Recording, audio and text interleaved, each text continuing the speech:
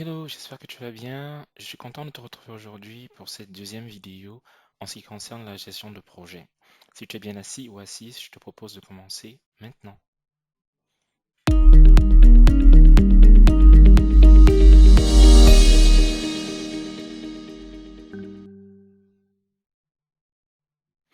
Alors, comme dans toute chose, il est très important pour nous de faire un petit récapitulatif de ce qu'on a vu la dernière fois. Nous avons commencé par aborder la toute première partie de ce programme de gestion de projet. Euh, C'était les facteurs clés de succès. Et comme premier facteur clé de succès, on a vu le quoi. Il est important de se rappeler également que lors de la première vidéo, je vous avais dit euh, qu'il était nécessaire de se poser cette question, notamment le quoi, le combien, le comment, le à qui, le pourquoi. Euh, voilà, si j'en ai oublié quelques, forcément vous vous en rappellerez. Mais nous avons commencé par la toute première question, celle de quoi. Et dans le quoi, nous avons dit que il était nécessaire de, voilà, de répondre justement à la question de savoir quel est le projet que je veux, que je souhaite mettre en place. Est-ce que c'est un projet innovant? Est-ce que c'est un projet qui existe déjà? S'il existe déjà, quelle est la valeur ajoutée que mon projet ou bien que mon produit ou que mon service aura par rapport à ceux de mes concurrents? Et ensuite, on avait dit, lorsqu'on parle projet, lorsqu'on parle produit, lorsqu'on pense service, il est important d'avoir toujours en tête évolution. Le produit que j'ai aujourd'hui, forcément, ne sera pas le même produit demain ou après-demain ou dans 5 ans. Le service que je propose aujourd'hui à tel ou tel marché, forcément, ne sera pas le même marché dans 5 ans. Le marché sera évolutif.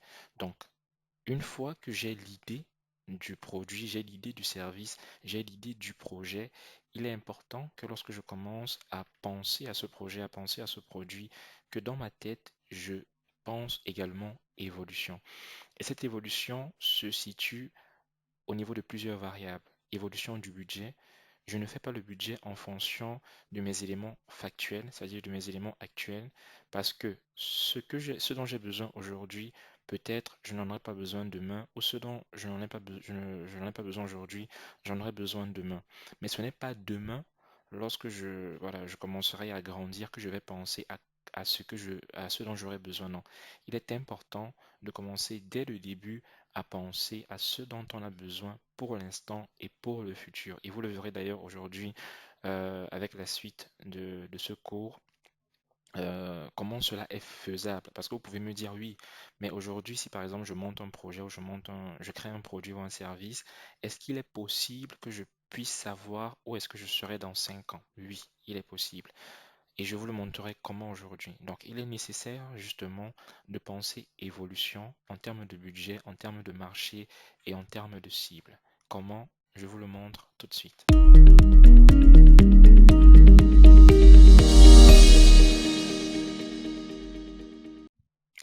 Comme d'habitude, je voudrais que tu enlèves deux mots de ta tête. Bon produit et bon service. Si tu te souviens à la toute première vidéo, je t'avais fait comprendre qu'il n'existe pas de bon produit ni de bon service, mais qu'il existe un produit qui répond à un besoin, un service qui répond à une demande ou un projet qui vient combler ou apporter une solution à une nécessité. Au cours de ce module de gestion de projet, je verrai avec toi comment rendre ton produit, ton service ou ton projet nécessaire, répondant à un besoin, apportant une solution à une demande. Mais pour y arriver, il y a un élément qui est très important, cet élément qui se trouve devant tes yeux, appelé la roadmap. C'est quoi la roadmap?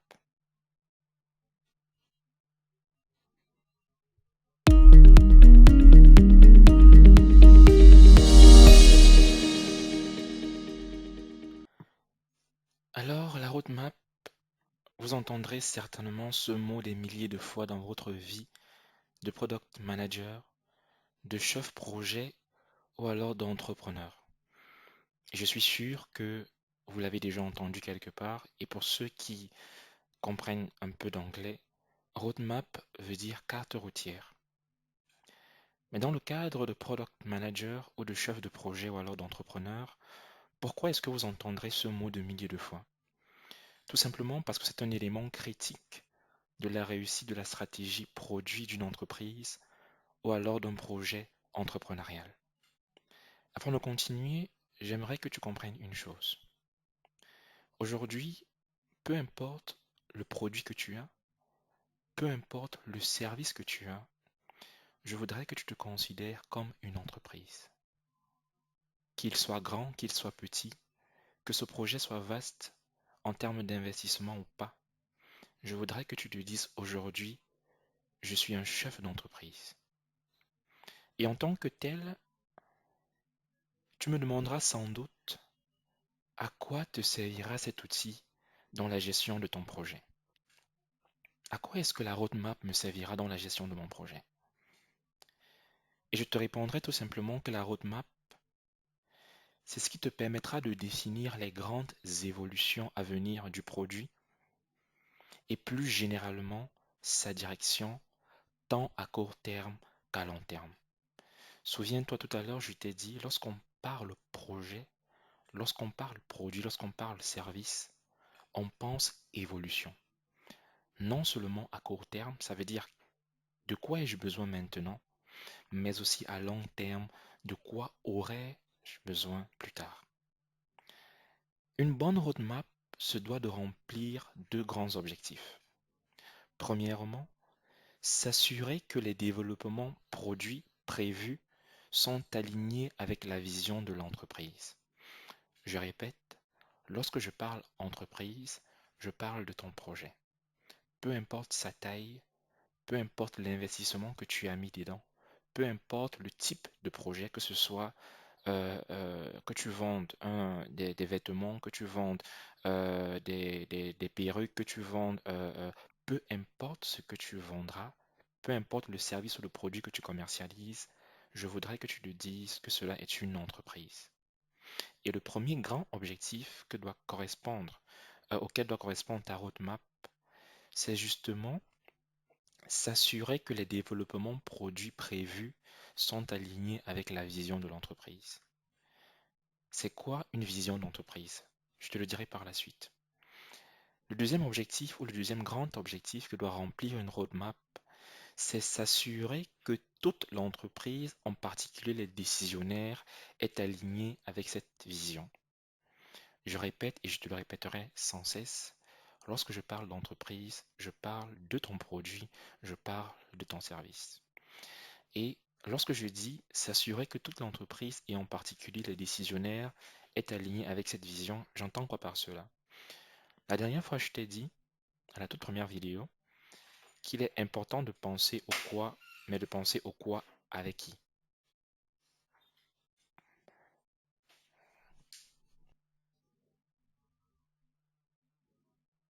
Pourquoi cette question de quoi, mais avec qui? Parce que même si c'est un tout petit produit, disons que tu commercialises, ouais, devant le chèque, c'est que tu te dis par exemple, ouais, c'est juste l'eau glacée que je vends. C'est un dit par exemple, ouais, c'est juste l'eau glacée que je vends. C'est un tout petit produit. Ou alors, tu vends des croquettes à tes camarades de classe ou je ne sais pas, peu importe le produit. Tu peux te dire que c'est un tout petit produit, alors je peux le faire seul. Impossible et c'est à bannir. En tant que porteur de projet, en tant qu'une personne qui veut professionnaliser son projet, on ne peut pas gérer un projet seul. Il faut toujours être accompagné d'une ou deux personnes dans son projet qui soit t'aidera au niveau de la communication ou alors au niveau des finances. Pourquoi? Parce que, comme je vous l'ai dit à la toute première vidéo, chaque personne a une personnalité. Chaque personne a des valeurs. Et un projet représentant des valeurs, alors ces valeurs correspondent à celui qui est le porteur de ce projet. Je prends l'exemple. Imaginez que vous êtes quelqu'un de timide, comme je l'ai dit dans la toute première vidéo, et vous commercialisez par exemple un produit ou un service, et vous devez aller rencontrer des clients pour une négociation commerciale.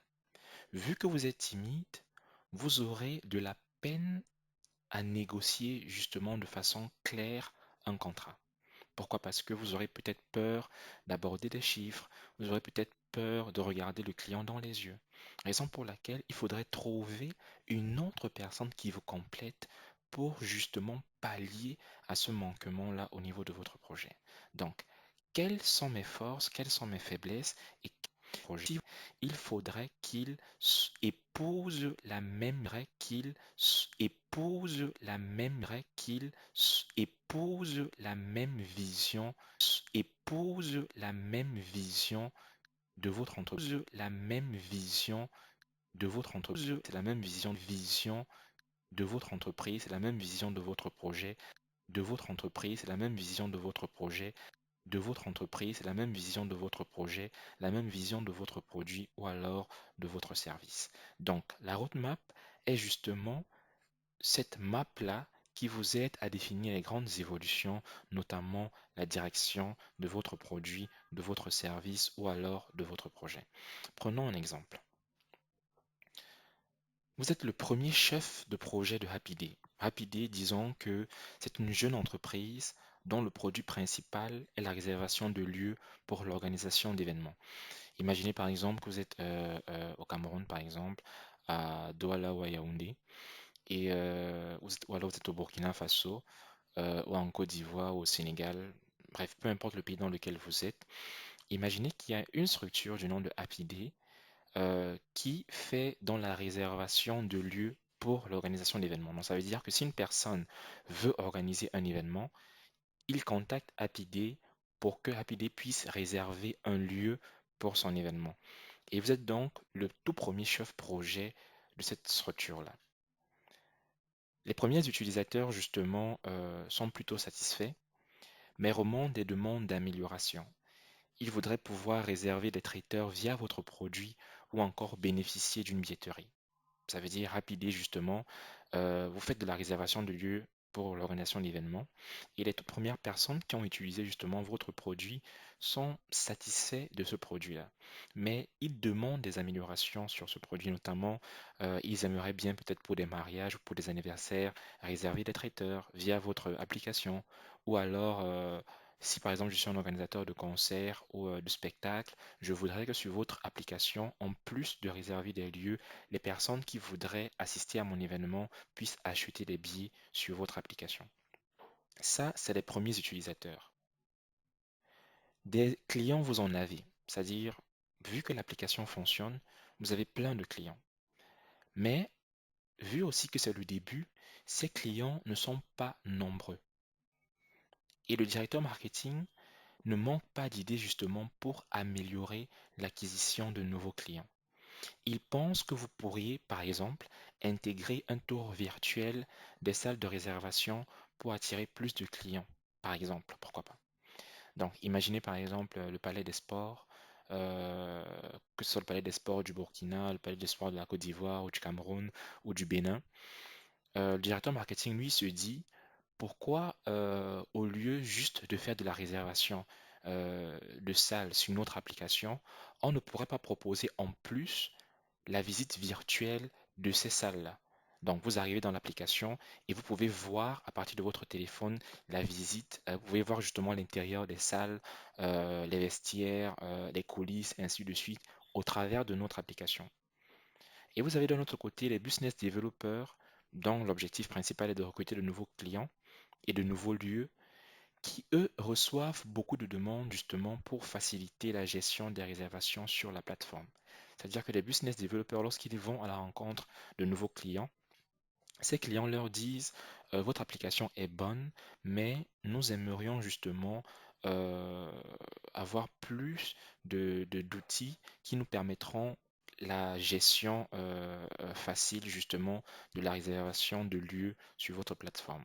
Et enfin, vous avez le directeur de Happy Day qui, lui, y voit déjà le potentiel ou le développement international du produit et il aimerait avancer beaucoup plus vite que sur que sur un lancement à l'étranger. Donc, il aimerait avancer beaucoup plus vite sur un lancement à l'étranger. Donc, vous êtes chef de projet et vous avez quatre entités qui chacune ont un besoin. Les premiers utilisateurs, les clients, les business développeurs et le directeur de l'entreprise. Donc, vous avez pas mal de parties prenantes justement à satisfaire. Par qui et quoi commencer? Là, on parle de Happy Day, mais il arrive très souvent, non pas souvent, très très souvent, que dans ton propre projet, tu te poses plusieurs questions. À la place des premiers utilisateurs, tu peux avoir des clients, par exemple, qui euh, ne sont peut-être pas satisfaits de ton produit ou de ton service, ou alors sont satisfaits de ton produit, de ton service, mais qui voudraient plus de fonctionnalités, par exemple, sur ce produit ou service. D'un autre côté, tu peux avoir, justement, si tu n'as pas de directeur marketing, tu peux avoir, autant pour moi, envie de mener des actions marketing. Ou alors, tu vas rencontrer des clients qui, par exemple, sont très intéressés par ton produit, mais à la fin n'achètent pas ce produit. Donc, ce qui fait que toi également, dans ton projet, tu peux rencontrer plusieurs difficultés ou alors tu peux avoir plusieurs parties prenantes que tu dois satisfaire. Ça peut être les fournisseurs qui ne veulent pas baisser les prix. Ça peut être les clients qui trouvent que la livraison est trop lente, donc il te faut trouver un livreur plus rapide. Ça peut être le magasin, ton bailleur qui, par exemple, à la dernière minute te fait des faux et tout. Donc, tu peux avoir dans ton projet pas mal de parties prenantes à satisfaire.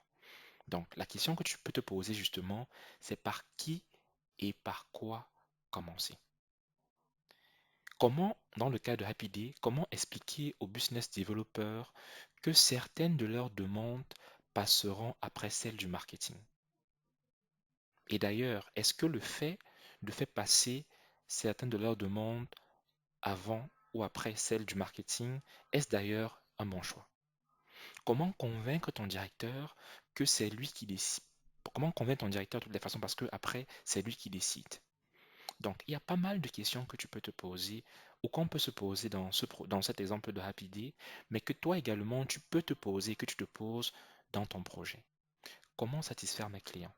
Comment satisfaire mes fournisseurs? Comment puis-je faire en sorte que la livraison que je ne maîtrise pas, parce qu'il y a plusieurs facteurs dans la livraison. Tu peux dire à un client, je vais vous livrer à 15 heures, ton livreur est là à 13 heures. Lorsque le livreur va faire la livraison, peut-être il peut avoir un pneu de sa voiture ou de sa moto qui se creve, ou alors il y a des embouteillages et finalement tu ne respectes plus 15 heures, tu arrives à 16 heures. Donc, comment est-ce que tu peux gérer tout cela? Sans roadmap, il y a fort à parier que vous perdez très vite la confiance des équipes, mais surtout la confiance des clients, la confiance de vos potentiels partenaires, que vous perdrez très vite également du temps et peut-être le fil du développement produit. Ça veut dire que si je n'ai pas une roadmap qui me permet de prévoir justement les différents aléas qui pourraient intervenir dans mon projet. Parce que lorsqu'on parle d'évolution, lorsqu'on parle de roadmap, prévoir quelque chose, c'est tout simplement pouvoir analyser ou pouvoir trouver des solutions au cas où tel ou tel problème pourrait arriver dans le futur.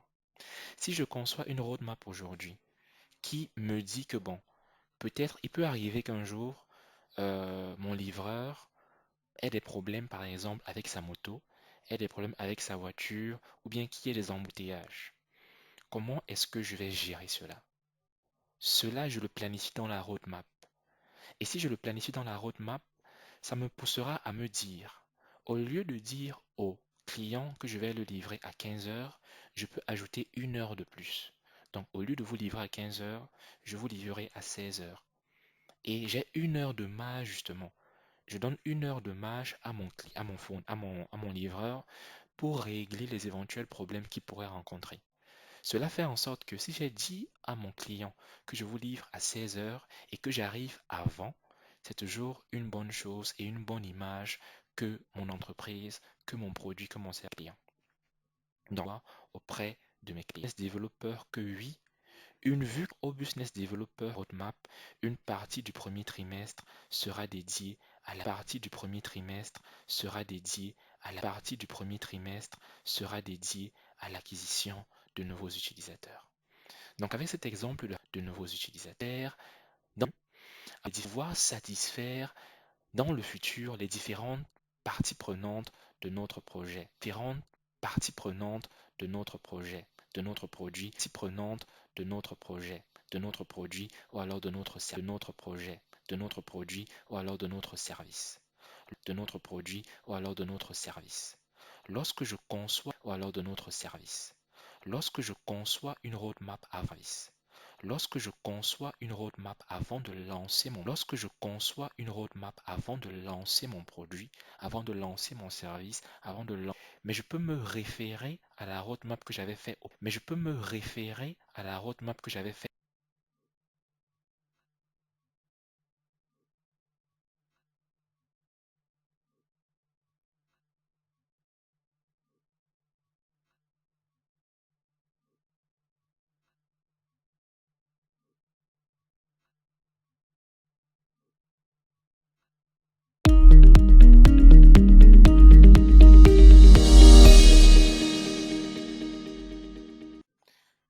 Alors, nous venons de voir que la roadmap est un outil qui permet de définir les grandes étapes nécessaires à la réalisation d'une vision produit. Vous pouvez la voir comme un grand voyage. Donc, imaginez la roadmap justement comme un grand voyage. Aujourd'hui, vous décidez voilà, de vous lever par exemple demain pour effectuer un voyage. Et dans votre tête, vous imaginerez un peu euh, les différentes étapes justement de ce voyage-là. Mais avec la roadmap, avant de décider les étapes de votre voyage, intéressez-vous à la destination. Vous avez un produit, un service que vous commercialisez. Asseyez-vous et demandez-vous quelle est la destination finale de ce produit. Maintenant, comment fixer la vision produit, ce cap qui guidera tous les développements produits de mon projet? Même le talentueux chef de projet que vous allez devenir après la formation en gestion de projet ne peut et ne doit absolument pas fixer seul la vision produit. Pour la fixer, vous devez vous appuyer sur la différence entre deux éléments principaux, à savoir la vision et la mission. Quelle est la vision de mon projet? Quelle est la vision de mon entreprise? Et quelle est la mission de mon projet? Quelle est la mission de mon entreprise? Sachant que qui dit vision, entreprise, vision, projet, dit de façon sine qua non vision, produit, vision, service, et de même que pour la mission. Pour comprendre ces notions de vision et mission, prenons deux exemples, celle de Tesla et Uber, pour justement illustrer la différence entre la vision et la mission. Alors, Tesla et Uber. Tesla déjà c'est et Uber écologique si on veut dire cela ainsi. Et Uber, on sait tous que Uber veut dire cela ainsi. Et Uber, on sait tous que Uber c'est un peu comme Hitch. On sait tous que Uber c'est un peu comme Hitch. C'est un peu comme Hitch. C'est un peu comme Hitch. C'est des moyens de c'est des moyens c'est des moyens de transport en location, des moyens de transport en location, des moyens de transport en location. C'est-à-dire, si j'ai besoin d'un taxi, par exemple, je commande sur une application Uber et je commande sur l'application Uber et j'ai une voiture qui vient pour me chercher et autres. Alors, la vision d'entreprise, justement, c'est quoi? Celle de Tesla, c'est d'accélérer justement la transition du monde vers les énergies renouvelables. Comme je vous l'ai dit, Tesla, en fait, c'est une marque de voiture qui produit ou qui fabrique des voitures qui vont fonctionner plus au, voilà, plus au gaz, je parle de gaz, plus à l'essence, plus au gasoil, sachant que l'essence et le gasoil, justement, ce sont des produits dérivés de créer, justement, de fabriquer des voitures, justement, de fabriquer des voitures, justement, de fabriquer un smartphone, il suffit justement conscient et vous pouvez justement commander une voiture pour votre déplacement et la justement commander une voiture pour votre déplacement et la et commander une voiture pour votre déplacement et la voiture est commander une voiture pour votre déplacement et la voiture est conduite par un chauffeur votre déplacement et la voiture est conduite par un chauffeur votre déplacement et la voiture est conduite par un chauffeur professionnel est conduite par un chauffeur professionnel est bien conduite par un chauffeur professionnel, est bien entretenue, donc vous êtes professionnel, est bien entretenu, donc vous êtes à l'aise justement. Maintenant, la mission de Tesla et Uber, c'est quoi? Pour Tesla, c'est de Tesla et Uber, c'est quoi? Pour irrésistible, de fabriquer les voitures les plus irrésistibles, de fabriquer les voitures les plus irrésistantes du gasoil et autres vers des voitures électriques, du gasoil et autres vers des voitures électriques. Et la mission de l'entreprise, justement, avec moins de véhicules, plus intelligents, avec moins de véhicules et plus facile d'accès. Moins de véhicules et plus facile d'accès. Et plus facile d'accès. Et plus facile par rapport pour les conducteurs. Vous avez compris cette histoire de vision? Est-ce que vous avez compris cette histoire de vision et de mission d'entreprise? De vision et de mission d'entreprise? Non? Et de mission d'entreprise? Non? Et de mission d'entreprise? Non? D'accord, c'est prise. Non? D'accord, c'est pas un problème. D'accord, c'est pas un problème. D'accord, c'est pas un problème. D'accord, c'est... Comment est-ce que je peux être dans le présent et me demander comment ou bien que sera mon projet, mon produit, ou bien que sera mon projet, mon produit, ou mon service projet, mon produit, mon service projet à venir. Mon produit, mon service dans l'avenir. Mon service dans l'avenir. C'est une question. Le projet que j'ai actuellement, c'est un petit projet. Et je suis le projet que j'ai actuellement, c'est un petit projet. Et je suis sûr que toi qui m'écoutes, c'est un petit projet. Et je suis sûr que toi qui m'écoutes, et on reste sur l'instant présent. Et on reste sur l'instant présent. J'ai peur de me projeter sur le futur, de me projeter sur le futur, parce que je me dis non, c'est un petit projet, je n'ai pas beaucoup d'argent.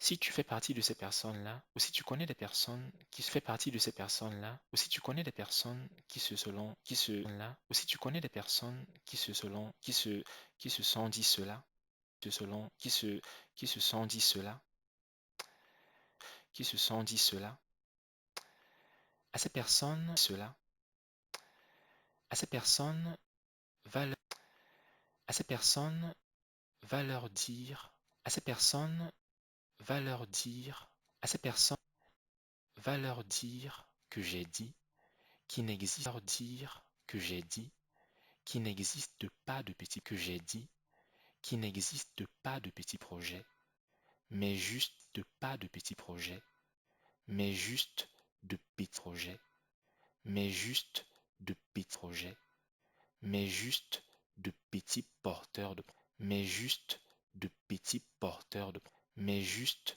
de petits porteurs de projets. Parce que ce n'est pas le projet qui fait l'homme, mais c'est l'homme qui fait son projet. C'est toi qui c'est où a la vision d'une entreprise. Prenons le cas de Airbnb. Airbnb, c'est quoi? Airbnb. Airbnb, c'est quoi? Airbnb,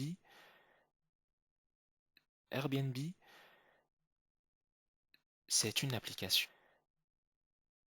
C'est une application ou un site, on va c'est une application ou un site, on va c'est une application ou un site, on va dire ça.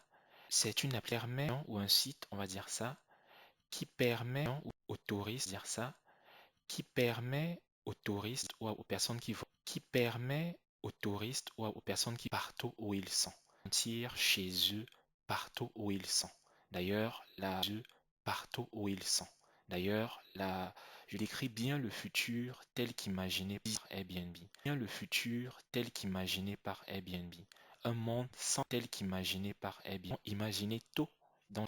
Et cette vision pourtant fonctionne aussi bien avec l'offre de logement de tourisme de l'entreprise qu'avec sa récente offre de visite touristique. avec sa récente offre de visite touristique. Avec sa regroupe offre de visite touristique. Elle regroupe offre de visite touristique. Elle regroupe ainsi les grandes touristiques. Elle regroupe ainsi les grandes touristiques. Elle regroupe ainsi les grandes caractéristiques. Elle regroupe ainsi les grandes caractéristiques d'une vision, ainsi les grandes caractéristiques. Lorsque je parle d'imaginable, ça lorsque je parle d'imaginable, ça veut qu'elle doit être. Lorsque je parle d'imaginable, ça veut dire qu'elle doit être. Lorsque je parle d'imaginable, ça veut pas être une entreprise, pas être une entreprise par la Lune. Ça, c'est imaginable, certes, mais ce n'est pas concrétisable. Sauf si tu as des pouvoirs magiques, ou alors tu as des pouvoirs magiques, ou alors tu as je sais pas, tu as une capacité, tu as je sais pas, tu as une capacité, tu as je sais pas, tu as une capacité à fabriquer une fusée et tout, une capacité à fabriquer, mais concret. Caractéristique, justement, c'est imaginable, mais concrétisable. C'est imaginable pour pouvoir mettre en application, pour pouvoir mettre en application quelqu'un la vie d'atteindre, elle doit être concentrée pour faciliter la prise de décision. Concentrée pour faciliter la prise de décision. Faciliter la prise de décision. Généralement, ta vision de décision. Généralement, ta vision, tu dois généralement ta vision, tu dois généralement ta vision, tu dois être capable de la généralement ta vision, tu dois être capable de la donner en vision, tu dois être capable de la donner qui peut s'adapter justement qui peut s'adapter justement à tes collègues. Généralement, lorsqu'on demande à une personne quelle est votre vision, généralement lorsqu'on demande à une personne, on puisse courte, de telle en sorte qu'on puisse courte, facile en sorte qu'on. Est-ce que reprenons l'exemple.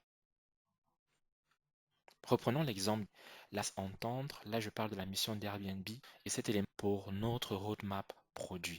Et cet élément pour notre roadmap produit. Et cet élément central, c'est ce roadmap produit. Et cet élément central, c'est ce qu'on appelle le et cet élément central, c'est ce qu'on appelle le modèle. L'élément central, c'est ce qu'on appelle le mode, à savoir de la vie, est-ce que je veux aller, au travers de la vie, est-ce que je veux